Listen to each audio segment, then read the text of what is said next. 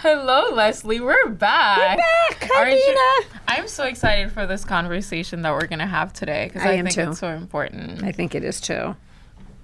So, do you remember what it was like when you went to college and it was your first semester?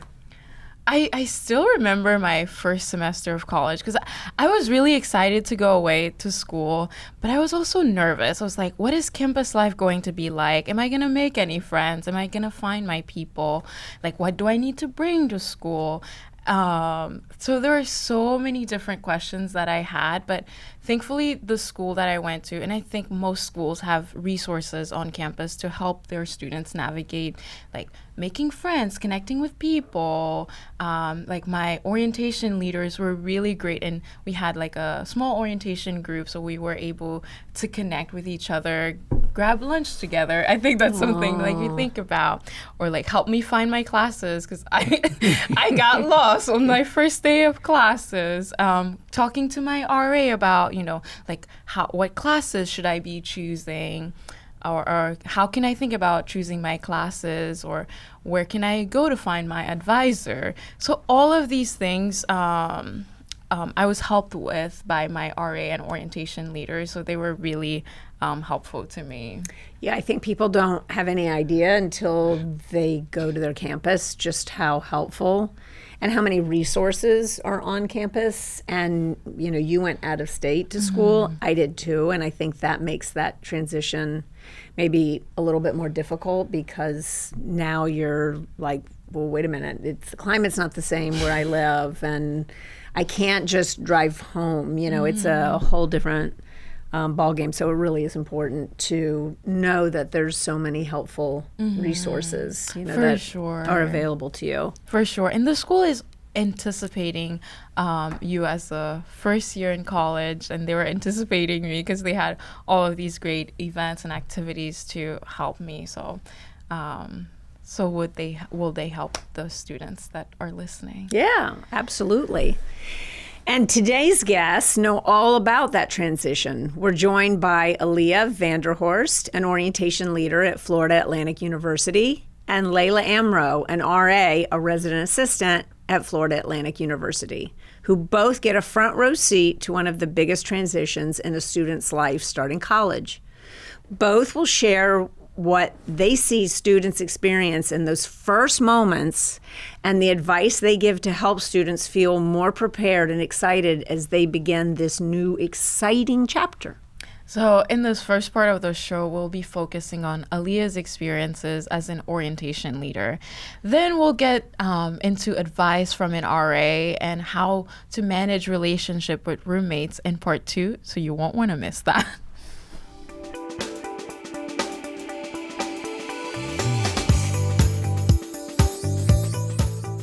Hello, everybody. Thank you so much for joining us, Aaliyah, and welcome back to the podcast, Layla.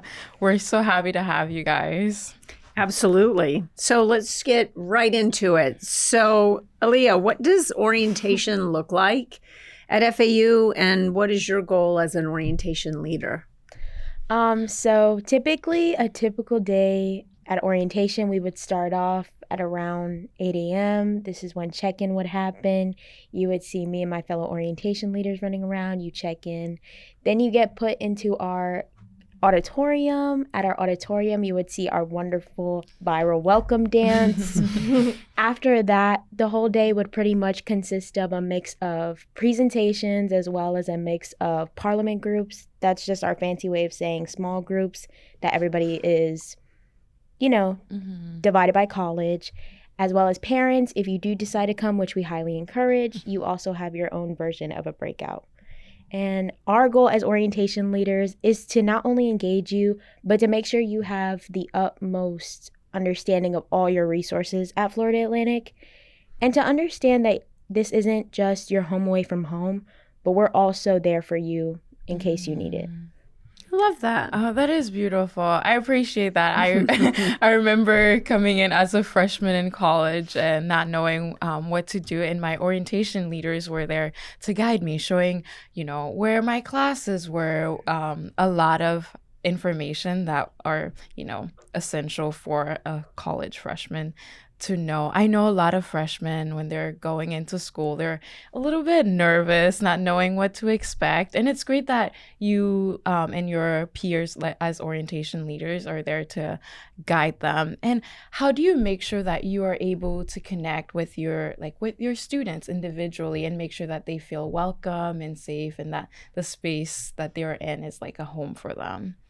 I would say for me personally, I try my hardest to not only, again, understand the resources my school offers, but I also try to understand where they're coming from. We have a lot of out-of-state students, and to me that's so wonderful because at Florida Atlantic we're become more on the map, and I genuinely love it. But it's also being an out-of-state student myself prior. I try to understand that getting homesick is really, a big part of it. And being away from your parents, is a really big aspect too. As somebody who's very close to their family, I try to remind students that this is the beginning of your journey and not the end of like a previous journey. Oh, I love that. That's beautiful. That's a great way to phrase that for them. Yeah, and it's good. It's also important for students to know that like feeling homesick, it's normal, and like almost all of us feel that experience. And like it's normal. Your first semester, you're going to feel homesick, you're going to miss home, and you'll have people, like like yourself, to make sure that the students feel welcome and create community outside of their home. I agree 100%. I think that's their first interaction with the school that they've decided to go to. And, nobody really has any idea. I don't even care if you live locally and you're going to a local school, you've not been part of that community. So it's a complete unknown. You don't want anybody looking at you like, and you're trying to decide, what should I wear? Or, I don't know if a guy's going to be concerned about that, but, like I want you want to just start off on the right foot. There's just so much that's going on in your head. So, that's awesome that for you that you take it so personally. And I'm sure that your peers do as well, to put them at ease, from the beginning. I think that's really important. For sure. And it's also great to know, like, you have all these thoughts, things that you're thinking about when you're starting, as a first year in school, or even maybe you are transferring. But the schools, like most schools, have a structure in place to transition you from that high school space to the college experience. And talking about that transition, what are some traditions that you have at your school to help the students transition? So personally, my favorite tradition is the FAU seal. I think Layla knows about this as well. Yeah. There is a seal right in front of our student union, and the rumor is that if you step on it, you won't graduate. What? Yeah. They always say you can walk on it after you graduate. That's crazy. I mean, there should be this positive tradition. Like, if you step on it, you're going to be number one in your class. You're going to get a job. And you find out the first day you come to campus. That's one of our biggest things. Or on a more positive note, we do have another tradition. Yeah. And that is we have an Owsley statue right in front of our campus recreation. And they say that if you rub his beak right before a really big test, midterm, final, you will get like an A in the class. Yeah. I love these superstitions. I think that's a great way to, people automatically are like, oh, I want to, I want to be in on this one. I'm going to go do this. But you see all these people rubbing the owl's beak. I mean, I was doing it the other week for my midterm. I got an A. Yes. Like these schools have like traditions to bring you reassurance in a way, so that you don't feel as lost. And it's good too. Like, I know, like, it sounds extreme, but I know that it's not only at FAU. I know, like, the panther from FIU. If you touch the panther, you're in big trouble. I am sure they all have them. What would be cool would be go back and try to figure out like how many years has this been told to like who started it, how long ago, and like that person to find out like, oh my gosh, that's still going on like however many years later. I don't know. That's really cool. I love those, and I think that makes you feel connected because orientation is just such a whirlwind. It's, you know, you're choosing your classes. You may not even be sure what you want to be doing. You're, you know, getting in with your college and you're instantly trying, you know, to make friends, and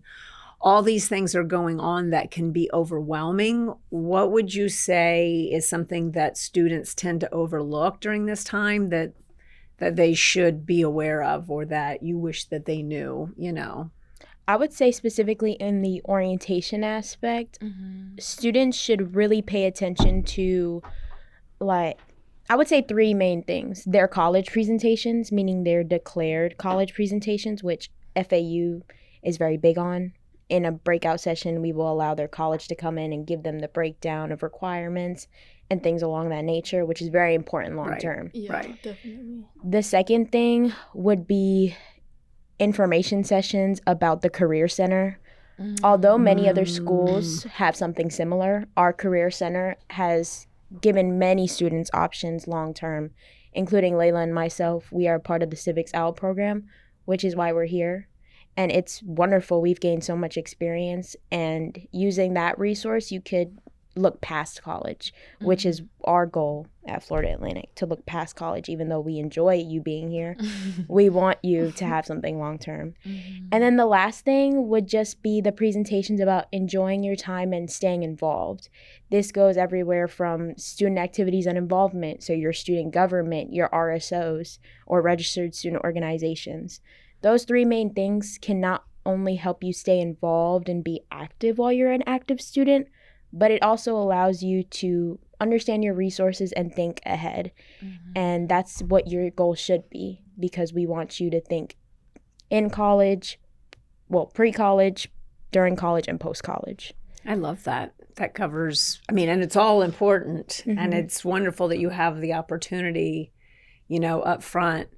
I think it's a good point that you're saying these are things that the students should pay attention to. A lot of times you know, they're in that situation and they're not, and they don't, you know, because you have no perspective. You don't understand how important that is, that you're listening to your college talking about prereqs, and it's all important, you know. But how long have you been an orientation leader?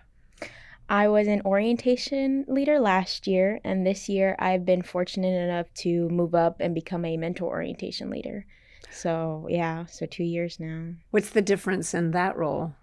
As an orientation leader, you facilitate the parliament sessions with students. You have more of an opportunity to participate in the day-to-day with students, whereas a mentor orientation leader, I foster the trainings for our orientation leaders. Cool. Yeah, so it's really cool. And I also get to be more in a professional staff capacity and work with my current professional staff, and they give me the guidance to be a better student leader. That is experience that's going to follow you for the rest of your life. Like, that's such a great experience to have all of these different roles. I mean, that would be something, I think, if you have a desire to do this. I'm not sure, you know, every school I'm sure is different, that you have to apply and obviously interview, because you want to have somebody who's going to be engaging with the students and the parents. But that just sounds like a great thing for students to do who have that inclination, because the connection you're going to make, the experience that you're going to get, like, that's just amazing. Right. And a lot of schools have that opportunity too. And that's one way that students can get involved. Especially, you know, like you go through your first year and then you become as a sophomore, you have that experience. You're coming fresh from being a first year, and then you become a sophomore, so you can relate to the, you know, anxieties that first years face. So you can help them and guide them in that capacity. So that's one way. That's a beautiful way of getting involved and giving back to your school as much as they have given back to you. And I think one thing that a lot of first years, like, they're going into college, one thing that a lot of people are thinking about is, you know, how do I make friends? How do I find my people? And that's one thing that was top of mind when I was going to like a different school out of state. I was like, I don't know these people. It's going to be a different culture. What advice would you have for people who are going to a school and thinking about, how do they find their people? That's a really good question. I would say join a lot of registered student organizations, or we call it at our school RSOs. Join clubs, go to free events. Our school has, again, over 300 registered clubs. And then in addition to this, you have other programs like student government. We have program board. They're a branch of student government who hosts fun events, including our annual bonfire. That sounds like fun. It's really fun. Yeah. Go to student games, the football games, the basketball games. You are bound to find your people. It's just where you want to find them. I think that's the biggest issue that many students experience. How do I find the right people that are going to support me long term and also create a safe environment for me? Well, that is all depending on what type of environment you want to be in. If you feel as though you have a calling to be an orientation leader, be an orientation leader. If you feel as though you want to be more involved with alumni and trying to understand that, join your student alumni association. Just try and figure out what your calling is and then join things that are pertaining to that. And you should have no problem making friends. For sure. And along those points too, like every university, every college has that student involvement fair at the beginning of each semester. So like even if you're starting the second semester, every semester they have that fair where you can go around and like check out each organization, and they try to do a good job at promoting these organizations. And you go around, find things that you are interested in. It's okay, you can sign up for so many so that you get a feel for what the campus has to offer you. And like you said, like those registered organizations are going to, help you connect with maybe like-minded people who are interested in similar things as you. And that's just the first step. You're getting acquainted to the school environment, and you find out maybe I like this or maybe I don't like this, but you can try those things. The concern I guess I would have is that it's overwhelming because most big schools, all schools are going to have these, but the bigger the school, the more options there are for you to get involved with these organizations or student government or all these clubs. So how would you advise somebody who is overwhelmed by the just sheer, there's 30 things that sound interesting to me. I want to do all of these, but I still have class, which is the reason I'm here. So what would you advise somebody who... Sorry. No, that's okay. I would advise people to use Instagram. Instagram, and this is going to sound so cliche, is a great resource in that regard because you can see the type of events they host, what type of people are there, what people like to do, what's a typical event day to day or week by week, bi-weekly. It's really good, especially if you don't know. You think you join a club and maybe it's not what you wanted or maybe not what you expected. Right. But at least you were able to see that beforehand. Checking your school's database. On our school, we have Owl Central. Owl Central is a great resource. It tells you when the club was founded, who's a part of the club actively, what the club's about. And it even gives you the dates of when they're hosting their events from now up until months in advance, which is amazing because you not only have that, but you can also plan your schedule, you said, around your classes. Right. So you can get a bit of everything while still taking it lightly and not being too overwhelmed. I think that's an awesome resource that you can do that because, I think that's part of the overwhelming feeling is, when students are just starting their first semester at school, part of it is managing their time. It's a different world when you're in high school. Your days are the same. And you're responsible for your work, but you're not responsible for the things you are in college, even if you're living at home. And so managing your time, I think, is a huge skill for a freshman to learn, because you have to understand, well, I could fill my day with 15 things that are going to be awesome for me, but I'm skipping my classes to go to them. So I guess along those lines, what would be the one thing of advice that you would tell an incoming student before their first semester? Like encompassing, there's so much to encompass here, but what do you think would be, what would you have liked somebody to have said to you before your first semester? Well, I mean, that's a lot. I wish I would have learned a lot. But I would say in regards to time management, get a Google Calendar, get a planner. It really depends on the type of person you are. Me, I can't keep up with a planner. I'm not going to write in it every day.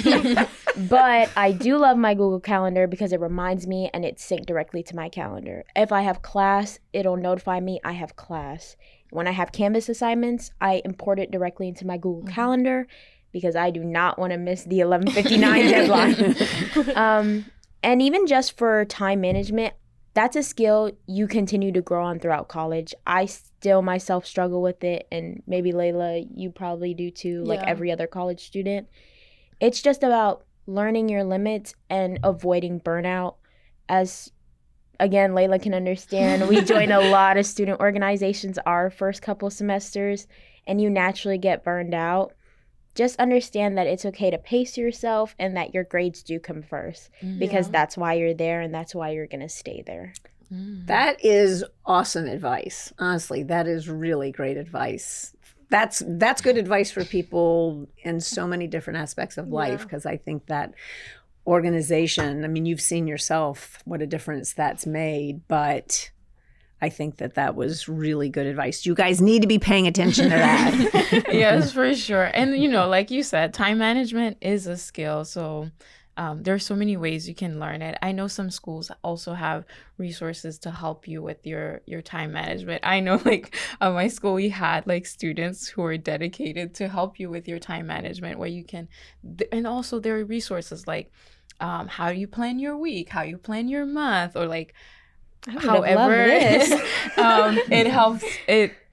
helps you best. So you can definitely seek out if there are resources that help you with those things. And one just last thing that I wanted to say about that is that I think what's equally important for students in today's world is that you're planning time for yourself. Yes. You could overplan and you could fill your time with things that you absolutely love doing that are interesting and fun and you're connected.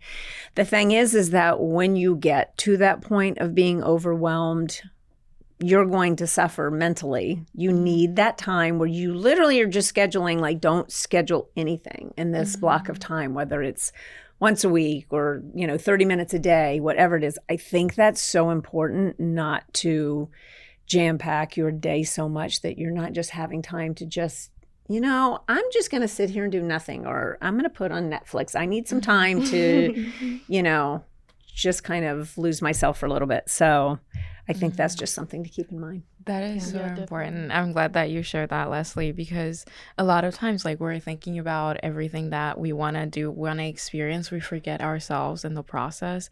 And taking care of your health and well-being will help you best engage with your college experience. So definitely. In talking about the college experience, I know, Layla, I've heard that Aaliyah, sorry, I heard that you help schedule, or you help with the new student or welcome dance. Yes.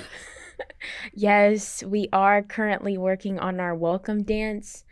I'm trying to make it viral this year. Ooh. We're going to make it big. We're going to make it grand. I can't say too much, but just know that our theme is Marvel this year. And one of our dances is Marvel inspired. Special effects, explosions. I'm working on that. That's cool. Yeah. That sounds like a lot of hard work, but a lot of fun. Yeah. It's really fun. My position specifically is activities and traditions, so I get to work more so in that fun aspect. Wow, you bring the fun to the students. Oh, we love that. Thank you so much for sharing your experience.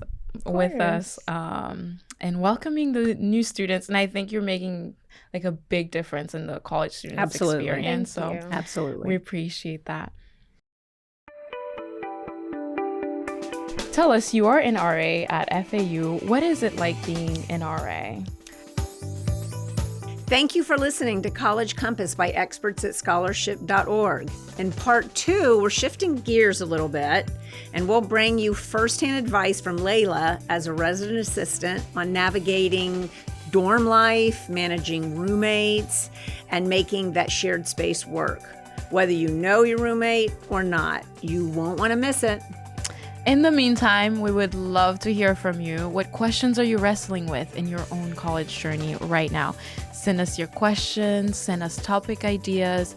Let's figure this out together. You can learn more or reach out to us anytime at scholarship.org/podcast. And if you enjoyed this episode, be sure to subscribe, rate, review, or share it with others. New episodes drop every other Tuesday on Apple Podcasts, Spotify, YouTube, or wherever you listen. You can also find us on Facebook, Instagram, LinkedIn, and TikTok under George Snow Scholarship Fund. We'll see you next time.